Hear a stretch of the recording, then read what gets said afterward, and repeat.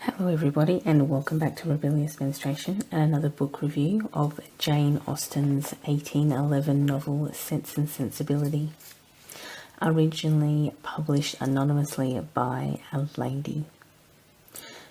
Jane Austen, born December 16, 1775 and died July 1817. Wrote 6 novels critiquing the British gentry while exploring the precarious social standing of women either married or unmarried. Her father, George Austen, came from an old, revered, wealthy family of merchants. However, his line was poverty-stricken, and as a child he was orphaned. George still attended Oxford and was likely to have met his wife, Cassandra Lee, at the time, who was also from an upstanding family.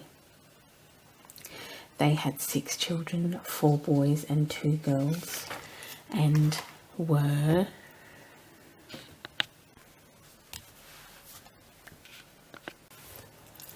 Hello everybody and welcome back to Rebellious Menstruation.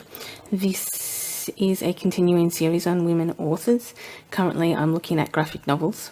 Today's not all graphic novels, just the ones I have really in my collection. Although I have lost one. I'm going to go find that. Anyway. Today's graphic novel is Modan's 2007 Exit Wounds. Which the novel is about Kobe Franco, a Tel Aviv taxi driver, and Numi, a soldier from a wealthy family. So this is Numi's character, and this is Kobe. Numi believes that Kobe's father was killed in a suicide bombing and needs his biological and familial relationship to gain access to DNA testing and documents that are only available to the relatives of the deceased, or potential relatives of the deceased. This is absolutely complicated by Kobe's complicit relationship with his father, with whom he has been estranged from for years. This disintegrated relationship has left Kobe an angry, detached, frustrated, unhappy man who resents Numi's insistence at her search and find game. The drawing, colouring and style has been compared to George Remy's The Adventure of Tintin and the kind of washed out palette that she uses in the book. The story is a mix of things: a mystery, a murder, a terrorist act, a road trip, an adventure story, a romance, and a coming-of-age story. It also portrays a subtle depiction of terrorism and violence within a city and country that are used to them. And almost the humans, that have become kind of indemnified to this violence.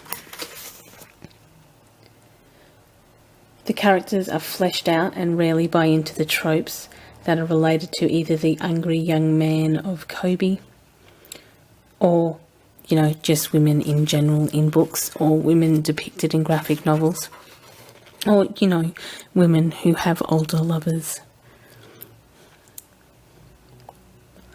And even in the truth that they eventually find about Kobe's father, who was really the MacGuffin of this book, comes to a resolution. It is an interesting book and worth your time to have a look at. The drawing is kind of, while not necessarily all unique, portrays a kind of interesting vibe to it. And, sorry, my camera's jerking around a bit too much, I just realised. Okay, that's what happens. Sorry about that. So this is Modan's Exit Wounds.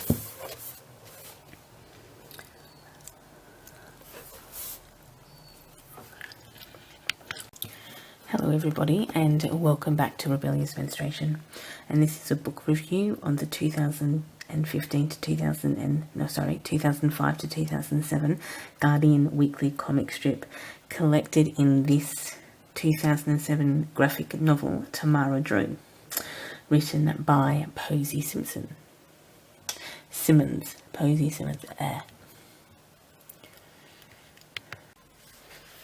Hello everybody and welcome back to Rebellious Menstruation. I have here another graphic novel, this time on 2017's Hench Girl by artist Kristen Gudsnick. Hench Girl started as a web comic and follows the adventures of Mary Poser, an office worker, caterer and low-ranked member of the Butterfly Gang, which is ran by a supervillain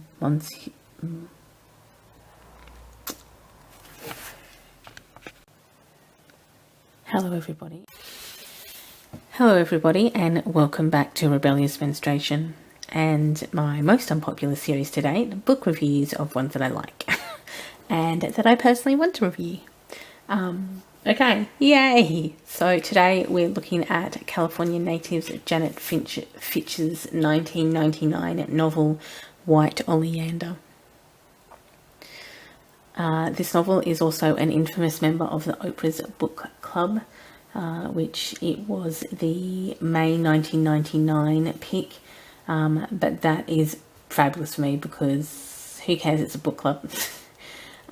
Also, this encourages reading. I love Oprah anyway, and May is my birth month, so worked out. However, back to the book review, and obviously now that it's 2019, it's actually the 20th anniversary of the book being published. What Oleander is about Astrid, 12 at the start of the book, and her mother Ingrid, whose beautiful poet aesthetic makes her, she has a beautiful poet aesthetic, and she is self-absorbed yet fiercely independent. And Astrid is acutely in tune with her mother, and how her mother Ingrid feels a distinct entrapment of having a child. They live in LA, Ingrid working a mundane job to support them both. Astrid is a sponge to the lessons her mother provides, and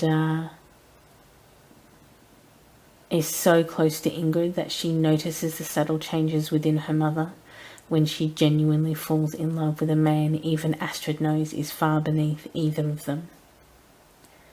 It seems a strange choice for Ingrid to make, considering Astrid suspects Ingrid chose her birth father solely on the basis that he was essentially a mirror image of Ingrid herself, and she could essentially have a child with herself.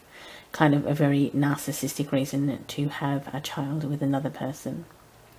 However, Ingrid breaks all of her own rules and does them for a strange, ugly, vapid man who she murders when he does exactly as expected and goes out with another. This results in Ingrid's arrest and imprisonment and the start, really, of Astrid's coming-of-age journey within the foster care system in California. She is first placed with Star, a former stripper, recovering addict and born-again Christian, and she, while at this foster home, has an affair with the Uncle Ray character, who is Star's boyfriend. This placement ended when Star suspected of their affair and relapsed and essentially shot Astrid. Post-recovery, she is placed in the suburbs as an unpaid babysitter nanny to Ed and Marvel Turlock, whose racist attitudes towards neighbour Olivia Johnstone end up being Astrid's undoing at this foster home, as she's attracted to the beauty next door and the culture that Olivia exudes in the vapid, mundane, suburban environment she is within. Astrid is next placed with the wealthy Amelia Ramos, however, is starved and abused yet again until a new caseworker removes her and places her with failed actor Claire Richards and her husband Ron.